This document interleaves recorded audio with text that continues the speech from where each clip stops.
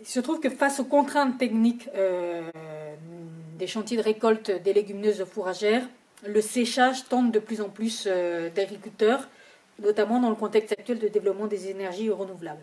Mais le séchage, ça a un coût onéreux, ce qui incite à réfléchir à des solutions collectives. On voit du coup des groupes conduire ce genre de réflexion collective, en particulier dans deux contextes d'opportunité, on pourrait dire. Premier contexte d'opportunité, c'est le fait qu'une source de chaleur soit développée, très souvent à partir d'unités de méthanisation qui produisent de la chaleur, et se pose la question de comment valoriser cette source de chaleur.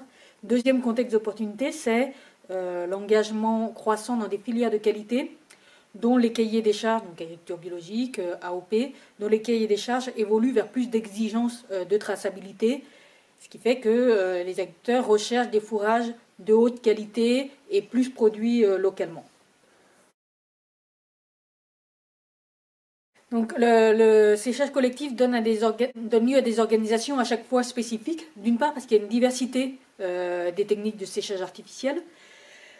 Donc on va trouver dans la gamme des séchoirs collectifs qui existent actuellement, soit des séchoirs collectifs qui permettent du séchage séparé des productions fourragères de chaque producteur, ou bien qui vont aller jusque de la mutualisation des fourrages à sécher, ce qui est plus exigeant. De fait, ça va demander au groupe de producteurs de discuter de la qualité du fourrage qu'ils veulent obtenir, et aussi de se donner des mécanismes pour assurer cette qualité de fourrage.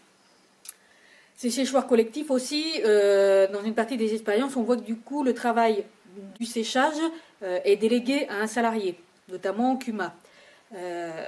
Et pour ce faire, on va avoir tendance à rechercher des activités annexes pour mieux rentabiliser cet investissement et cette embauche, par exemple en séchant d'autres produits comme du bois déchiqueté ou du maïs grain.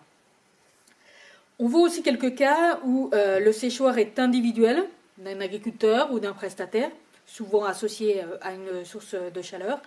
Et un groupe d'agriculteurs va se constituer pour se coordonner avec le propriétaire du séchoir pour organiser son utilisation par ce groupe d'agriculteurs.